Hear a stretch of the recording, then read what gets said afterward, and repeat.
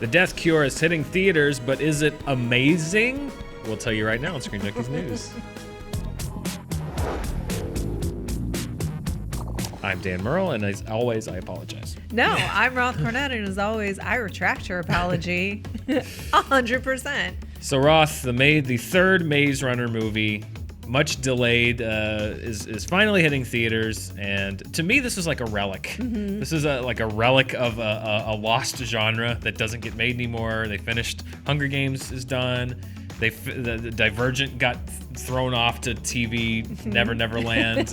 But the Maze Runner is kind of like the one franchise that was still left hanging. This is the third movie, the finale of the trilogy.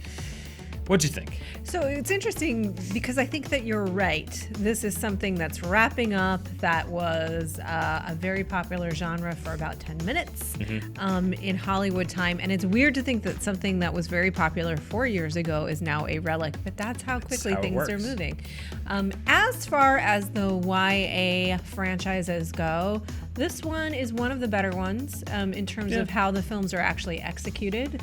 It has a pretty high level production value. There's decently to well executed action sequences in the film. And these are pretty good actors, right? Yeah. So in total, not bad. However, it does suffer.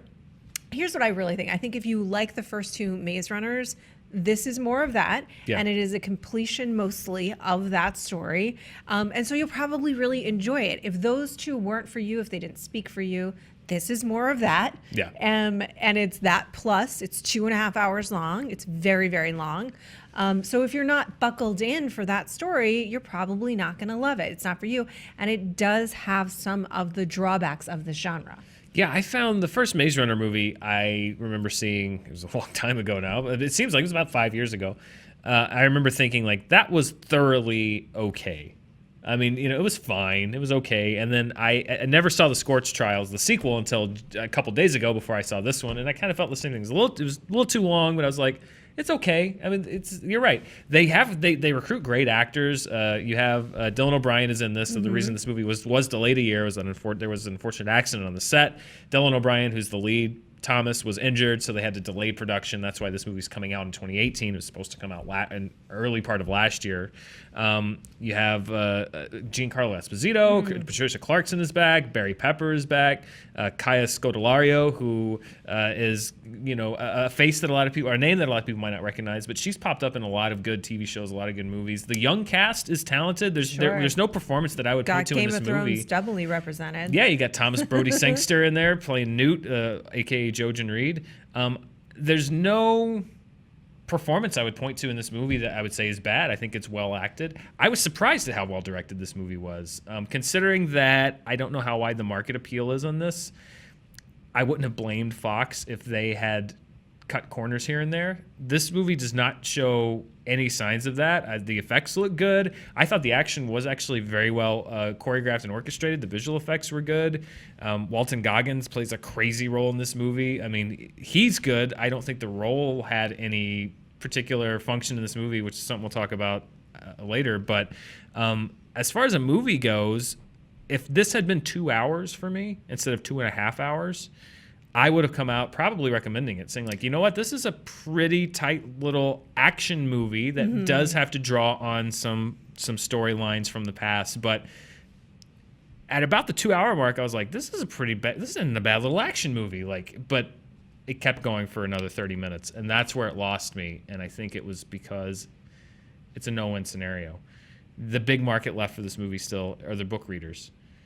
So you can't really cut that much out, or the book readers are going to revolt. However, I think this movie kept too much in, and in doing so really hurt the movie.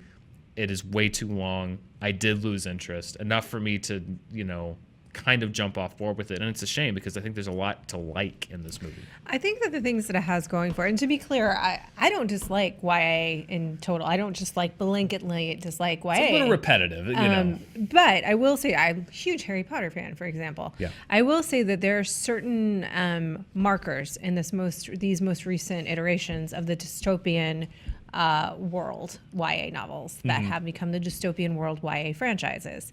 And what this one has going for it, there's a movie that's a great little movie called The Girl with All the Gifts. This one is also kind of a zombie movie. The virus, the flare is kind of a zombie. That's kind of fun. So it's got a horror element as well. I like that. And I think the execution, the design of the creature, of the beings, the infected, is well done. It, at its core, like The Girl with All the Gifts, asks a couple of questions I think are really interesting. One is, if there's a virus that takes over the world, perhaps the world isn't for the people that it used to be for. This is asking that, and if you've seen the first two movies, I hope you are if you're watching this one, then you know that that fundamental question is the world for the immune now, or are the immune there to serve the world? And underneath that is this question that goes between Thomas and Teresa, which is, what is the greater good? Is the greater good valuing each individual life? Or is it saying all of these lives can be sacrificed if it means that all the mass of humanity is saved? And, you know, that's a long, deep, great philosophical question. Where it loses me a little bit is I did feel like it had several different, just as structurally as a film, several different ending points in it that felt like emotionally resonant moments to complete, and they didn't. And then there are 2 or 3 just fundamental logical questions I have about how this world works, and why people are making the decisions that they are, which I don't want to say anything that's a spoiler, that didn't end up being satisfied fully for me. These stories are so plot driven that a lot of the time, because it's a book, but even the books are so driven, they are less driven by character and less driven by well, sometimes world creation, but they're so driven by the plot that sometimes human behavior is lost. People do what the plot needs them to do and not necessarily what it would make sense for them to do. And there's a very key thing, a discovery about Thomas in this movie that you should have known like years ago. That you didn't know. Like, but there's no reason you shouldn't have known that. Except that it was in the 3rd book. That's what I say. Like, I think you're in a no-win scenario when you're adapting a book series like this, because books and movies are not told the same way. There are conventions that you do in books that if you do them straight from the page to the screen don't work. And I think that's I was checking. I looked at when it's pretty clear when the 3rd act of this movie kicks in. Like, they're on a mission, they're executing this mission. And I looked at my watch and I saw there was an hour left in the movie. And that's when I went, uh-oh, because I think that was a direct adaptation from the book, because it's like they go to a place, they get out of the place, they have to go back to the place. Well, I'm sure when you're reading a book, it's a page turner, you're going chapter to chapter to chapter. In a movie, structurally, that doesn't necessarily work, because you're feeling like, okay, well then why did we just spend all this time doing this when we're just right back where we started? But, you know, I think when you're writing this movie, you're like, but the readers are going to revolt if they don't get this Walton Goggins character, who I'm sure is a much bigger presence in the book, doesn't have much place in the movie, but I'm sure they said, well, we can't leave that out of the movie, because then the book readers, who are our core fan base, are going to say, where's that character? But then it turns off. It's a no-win scenario. I don't mind that. I love Walton Goggins as an actor, and I do think he was underutilized here. However, I don't mind that he shows up just to do this thing. It's just that the thing that he's doing doesn't make sense. It doesn't make sense. But I think it did in the book. The actions do not make sense. That's where it loses me. A lot of the actions, the behavior does not make sense in order to reach the goal that you want. Now, do human beings always make sense? We don't. We're crazy. Also, life doesn't make narrative sense. That's why we don't make movies that feel like life, unless you're in the 70s, and some of those are cool. My point is this. The thing that I'm talking about, the reveal with Thomas, in the structure they have created, in the world that they have created, what his entire purpose in life to date has been, where he's lived, who he's been with, what their purpose was, there is no, are you kidding me? You didn't test this thing? This very, very simple thing? You would think they would do that. You would think that they would do that. And that's where and I find the same issue with a lot of these, that they're so need to get the plot where it wants to go. That they go, oh, well, I guess we'll just ignore that piece of massive logical break, massive. I sound really negative. I'm Well, realizing, and you know which what? I'm There not. may be, and in the council, people may say like, well, they explain that in the book. They say, They well, may. and that's what we ran into when we did the honest trailer for the first Maze Runner movie. We asked all these questions that the movie presented, or plot holes, logical inconsistencies. Well, that's the thing is, and that's where I say it's so hard. I can't imagine trying to do that because, you know, we asked all these questions of the movie, and then people, you know, in replying to us would say like, well, if you read the book, they explain this in the book, they explain this in the book. You're never going to be able to do a movie adaptation that includes every little supporting detail from the book. So we either have to condense the book or make a 3-hour-long movie.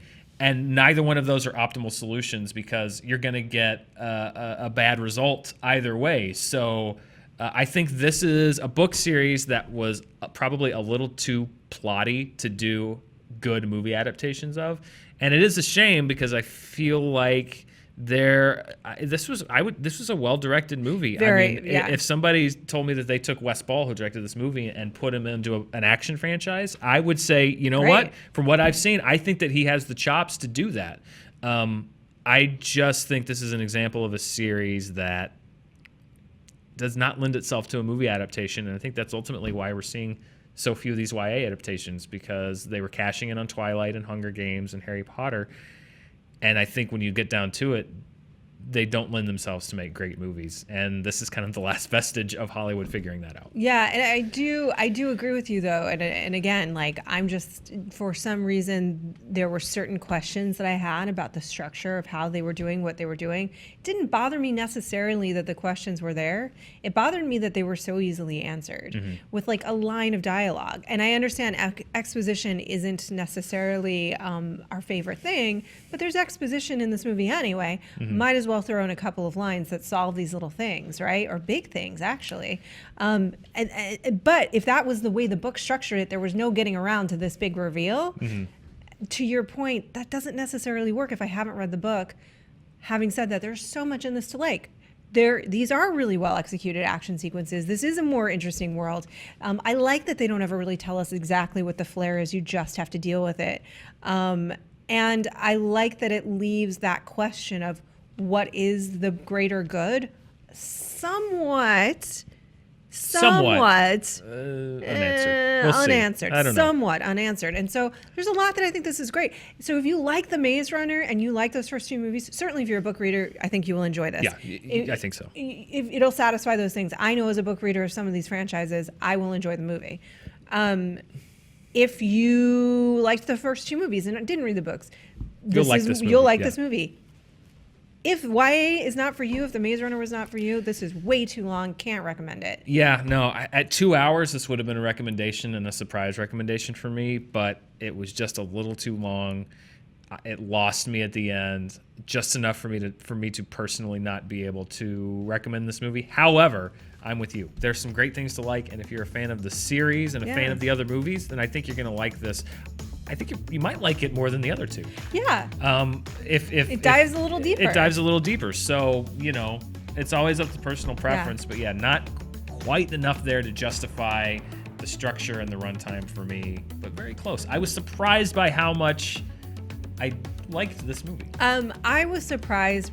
I think the first two were really well done, and I think true. the acting were. I think that what really struck me here was what they were able to do with the relationships, because that's where I think they really nailed it. Is that even though I have massive questions about how things function and behavior in this world, I 100% buy into the love that these people have for each other and the affection and the care. The relationships are very well done and very resonant when life takes them where it does.